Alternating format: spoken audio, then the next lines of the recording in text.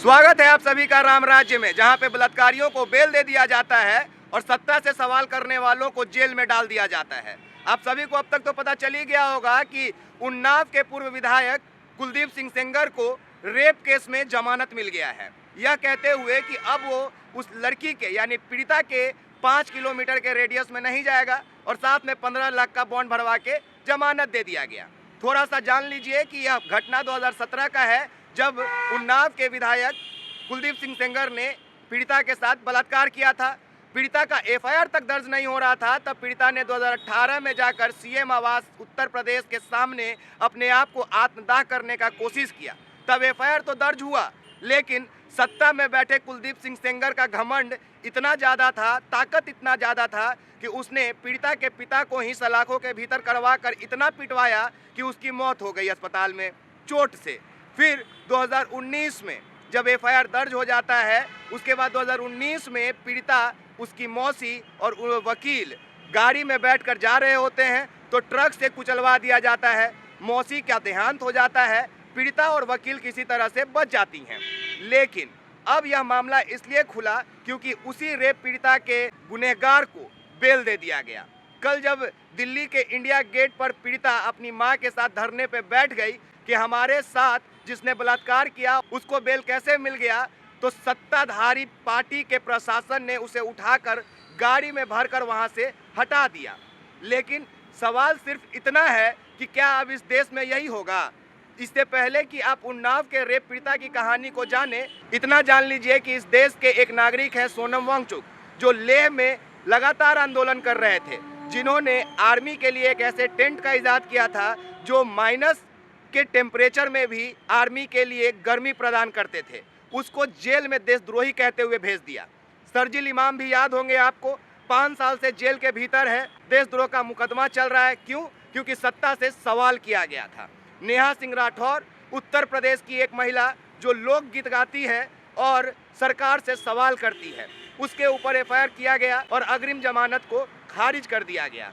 अर्थात अब इस देश में सत्ता से अगर आप सवाल कीजिएगा तो आपको जेल हो जाएगा, लेकिन अगर आप किसी का बलात्कार कीजिएगा और अगर आपका ताल्लुकात भारतीय जनता पार्टी से रहेगा तो आपको बेल दे दिया जाएगा। जिसने इस खबर को देखा उन सभी के रोंगटे सिहर गए। सभी ने एक सुर में एक सवाल किया कि क्या अब कोई किसी का बलात्कार करके उसके 5 किलोमीटर के रेडियस में नहीं जाएगा तो क्या वो किसी दूसरी लड़की के साथ बलात्कार नहीं करेगा? और जो कुलदीप सिंह सेंगर जब सलाखों के बाहर था, जब वो सत्ता के साथ था, तब वो क्या किया था? उसकी मौसी को मरवा दिया, उसके पापा को मरवा दिया, उसके पापा के हत्या के सजा भी उसको मिला है।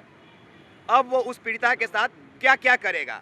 हम इस पूरे देश से यह पूछना चाहते हैं कि आप सभी लोगों ने मोदी जी में राम देखा था, पूरे देश ने राम युग का कल्पना किया था। इस पूरे देश में महिला की अस्मिता को लड़ने के लिए आतुर लोग आज ना जाने किस बिल में छुपे हैं और मंद मंद मुस्कुरा रहे होंगे, क्योंकि उन सबको पता है कि अब इस देश में यही होगा। यह पहला मामला रहता ना साहब तो विकास राज आके पुल के ऊपर चढ़ के गरज नहीं रहा होता। बिल्किस बानो याद है ना, उसके भी रेप पीड़िता को भारतीय जनता पार्टी से ताल्लुकात रहने के बदले सलाखों से बाहर निकाला गया था, मिठाइयाँ बांटी गई थी, माला पहनाया गया था। तो क्या अब यह मान लिया जाए कि इस देश में बेटियां सुरक्षित नहीं हैं? भारतीय जनता पार्टी के बड़े पद पे बैठे लोग बच्चियों का लगातार बलात्कार करते रहेंगे और उनको बेल मिलता रहेगा, और जो सत्ता से सवाल करेगा उसे देशद्रोह का मुकदमा लगाकर सलाखों के पीछे ढकेल कर देशद्रोही साबित कर दिया जाएगा। क्या आप इसी राम युग का कल्पना करते थे?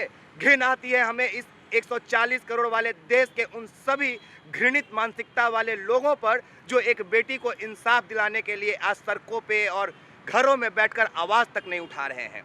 जरा सोचिए कि उस पीड़िता के ऊपर क्या बीता होगा जब अदालत में यह कहते हुए कुलदीप सिंह सेंगर को बेल दे दिया है कि तुम इसके 5 किलोमीटर के रेडियस में नहीं जाओगे। अरे वो अभागी लड़की अपने पिता को खो चुकी है, मौसी को खो चुकी है, अपनी माँ के साथ इंडिया गेट पर धरने पे बैठी थी, उसको भी वहाँ से पुलिस ने टांग कर हटा दिया। पूरा देश यह सवाल कर रहा है कि मोदी जी कब तक मूक दर्शक बन के बैठे रहेंगे और बेटी बचाओ बेटी पढ़ाओ का नारा देने वाला मोदी जी आखिर रेप पीड़िता के साथ कब खड़े होंगे? मामला उत्तर प्रदेश का है, उन्नाव का है। योगी जी कहाँ हैं? योगी जी राम का मूर्ति अयोध्या में स्थापित करवाएं, कहें कि राम युग चल रहा है। वाह साहब, यही राम युग चल रहा है क्या, जहां बलात्कार के बदले 5 किलोमीटर में नहीं जाने का सजा देकर बेल दे दिया जाएगा? और एक बात बताइए ना कि क्या अब इससे इस पूरे देश के उन सभी दुष्टों के मन में यह ख्याल नहीं आएगा कि अगर हमको रेप करना है तो चलो बीजेपी में शामिल हो जाते हैं, उसके बाद क्या होगा, विधायक बन जाएंगे, फिर रेप कर देंगे, फिर बेल मिल जाएगा। है किसी में दम तो हमारे ऊपर कोई कार्रवाई करके दिखा दीजिए, हो सकता है कर भी दीजिएगा। सोनम वांगचुक के आप नहीं हुए, आप शर्जील इमाम के नहीं हुए तो विकास राज के कैसे हो जाएंगे? लेकिन सलाखों से डर नहीं लगता है साहब, डर लगता है उन हैवान चेहरों से जो किसी लड़की को लड़की नहीं समझते हैं, महिला को महिला नहीं समझते हैं, सीता नहीं समझते हैं, लेकिन अपने आप को राम जरूर समझते हैं। और उनको लगता है कि हम इस राम राज्य वाले युग में किसी भी महिला का अपमान कर देंगे, बलात्कार कर देंगे, और न्यायपालिका तो है ही हमारे साथ। वाह, क्या नया युग बना है हम लोग। बधाई दीजिए 140 करोड़ वाले इस राम युग वाले नए देश को कि जहां बलात्कारियों को बेल दे दिया जाता है और सत्ता से सवाल करने वाले को सलाखों के पीछे ढकेल दिया जाता है। बाकी आप एक्सपोज मीडिया देख रहे हैं, मेरा नाम विकास राज है। आप तमाम लोगों का बहुत शुक्रिया।